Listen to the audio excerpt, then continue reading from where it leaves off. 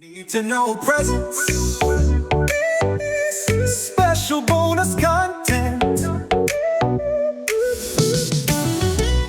One of those universes, a short story by J.J. Ahrens. We hope you enjoy.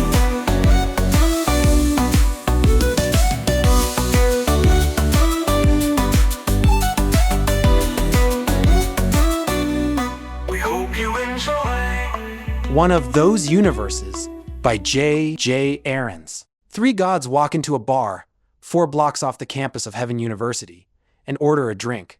They are all friends, all omnipotent, all powerful, all knowing, all seeing, and all that good stuff. Why? You say, would 3 gods with such immense power walk into a bar and order a drink? Who are you to question God, let alone 3 of them? Anyway, it was the last week of the semester, and the gods had gathered to discuss their class on Universe Creation 101. Finals were approaching, and they are scrambling as only gods can to put the finishing touches on their final projects. It had not been an easy course, but seeing as they were gods, it was expected of them to excel in the class, since creating universes is what gods do. "How is your universe coming along?" asked the first god to the third god. Author's note: the use of first god, second god, and third god should not be mistaken for a ranking for each god, is just as all-powerful, all-knowing, all-seeing as their friends. It is merely a way of differentiating who was sitting closest to the door of the bar. First god being the closest. "Oh, I'm ready to scrap the whole thing. I really don't know why universe creation is a required course. I want to design heavens myself. There are no pesky rules to deal with in them, and I must say they are much prettier," said the third god. He had been looking very glum for eons, and it was really crushing the other god's chill. "What sort of problems are you having?" asked the first god, as it was attempting to lick up some marinara sauce it had dripped on the bar. Unfortunately, it appeared to only be making more of a mess. "It has too many paradoxes I can't resolve. I want time travel in my universe, but that whole killing of your grand-granny before you were born thing is just making things too confusing for my sentience. But there really isn't a way around the paradox without creating an infinite number of other universes. And I must say, creating one universe is quite enough for me." "Yeah, I wanted time travel in my universe too," said the second god.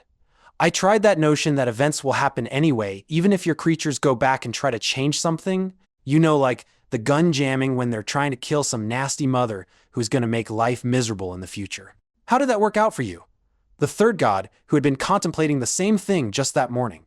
Author's note: for the time being, we shall ignore the fact that it may seem odd that gods of such omnipotence should be so clueless and have so many questions, but it was the end of the semester after all, and anyone with any university experience can attest to the fact that the mind often tends to go a little fuzzy around that time. "Oh, it works fine if you don't want to give anything living in there a free will. I just didn't have the patience to plot out a deterministic history, with all my other class work and all," said the second god, who seemed to be having trouble deciding between 3 different hands holding 3 different cocktails. He finally settled on the margarita. "You could always keep the length of your universe's existence short. You know, keep things going for a few millennia and then blow the whole thing up," said the first god. The bartender was trying to help with the mess of the spreading marinara by offering a napkin in assistance to the first god. But the mess had simply gone too far. The bartender finally walked away in a bit of a huff as the first god decided to just settle into its own warm, savory sauce. "That sounds interesting," replied the third god. "But I haven't taken any courses in apocalypses yet, and besides, I tend to grow too attached to my creations. Have either of you started working on life forms? That's my favorite part. I have billions of ideas. The hard part, I think, is narrowing it down," said the second god. "Yes, but the question is, do you make them sentient?" interjected the first god after taking a sip of ambrosia. The god seemed soothed now, content even, stewing in its stewy juices. "I had toyed with the idea of leaving sentient creatures out completely," said the third god. "They tend to become troublesome, and I didn't do so well in the creation of non-celestial beings last year." Author's note: actually, the third god had done quite well with his class in the creation of non-celestial beings. His low self-esteem stemmed from the curious fact that the beings he created always seem to have the tendency to run about killing each other in massive numbers. I have a tendency of spreading plagues, and smiting or making my creatures fulfill ridiculous requests when they start pissing me off. But they just won't get along with one another. I even had my faithful minions walk about for like 4 decades, hoping the other non-believers would just kill each other off. It didn't work? Asked the second god. No, of course not. The little buggers started fighting amongst themselves, and it's not the first time I've tried to thin out the herd. Last time I tried to do it manually through natural disasters, but that just seemed to make them even more resentful. This last try, I even had one of my most faithful write-out rules, in stone, for them to follow. Oh, you didn't try to directly communicate with them, did you? Asked the first god. I did. I mean, I thought the guy I talked to got the gist of the message. He did put his own spin on it, and the fellow was a bit of a hard ass. But how can you screw up a message like, do not kill or piss each other off. Learn to live together. You know they take our words very literally. Minimal communication is always best, said the first god. Maybe you're right to leave them out of the design. Ah, but you can't leave them out, the second god implored by waving all his arms around in the air like he just don't care. It hardly seems worth making a universe without putting something in it to appreciate your effort. I find the smarter you make them, the more they love you for creating them. Otherwise, you might just as well create a terrarium. The first god interjected with some angst. He too waved his noodly appendages about in some despair. I think I might have to disagree. I heard of this one god who made a little universe with these super sentient beings. What did they do? Asked the second god. Well, the clever little shits learned the base code of their universe, and just like that, they turned around and proved that he didn't exist. And to add insult to injury, they actually formulated a theory that even if he did exist, there was no way for him to have any say in how his own universe worked. And poof, they locked him out of his own creation. Legend says it still exists down there somewhere, the first god said. His eye stalks had drawn together as he gave his 2 companions a weary stare. What was the rationale of this theory? The second god asked with some disbelief. He flagged the bartender to refill his empty grail with any available arm that was not being used to emphasize his words. If it happened before the beginning of the universe, it doesn't matter, clarified the first god. As time, space, and universal laws didn't exist yet, those creatures that are created within, said universe, are then subject to those laws. Laws that are rational and predictable, which of course they were. The god that created the universe then logically can have no effect on the universe lest he corrupt the rationality that makes the universe work in the first place. Only things that happen after can have effect. That's a tricky conundrum, added the third god. That's like right out of our first semester scroll from Creation Principles 101, said the second god. Maybe so, continued the first god. But I've heard that someone in our class is working on one of those universes. Really? Who? The other 2 gods asked simultaneously. He's right over there. The first god turned and pointed with several strands of his perfectly cooked pasta. The delicious tendrils directed his companions to a tall, brown, bearded god in long, pale blue and white robes. This young god was engaged in a game of pool with a 9-headed goddess with 9 matching arms. He didn't notice the attention, as he was having an argument with the goddess that seemed to involve her excessive use of extra arms during their game. I know him, said the third god, while trying not to be too obvious and draw the inner eye of the god they were talking about.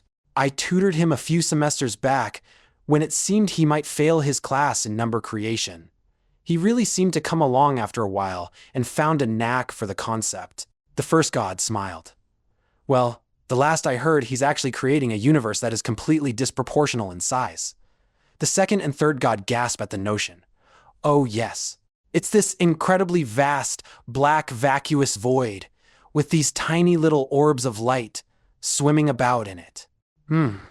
Sounds like he should be making hells instead with that kind of mentality, said the third god.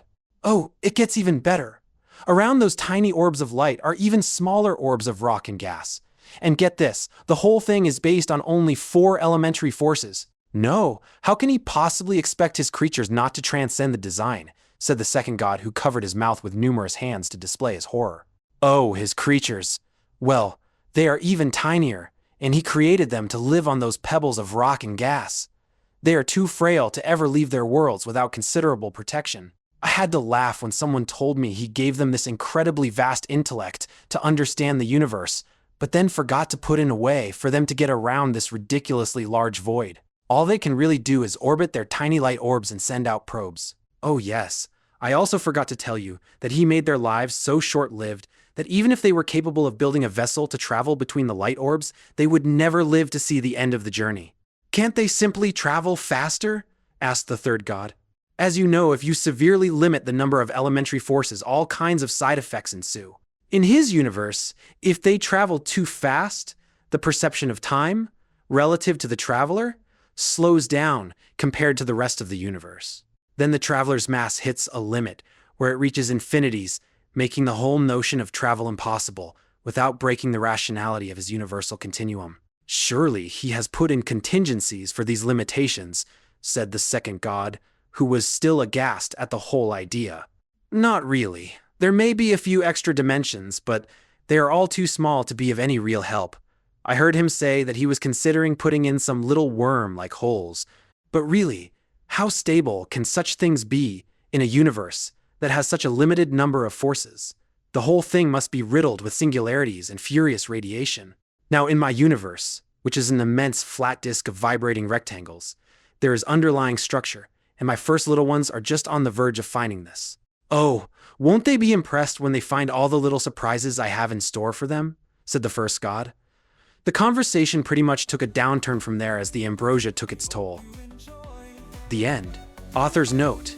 Each of the gods, including the one playing pool, all received passing grades for their final projects, as it wouldn't have been very godly for them to fail. We hope you enjoy.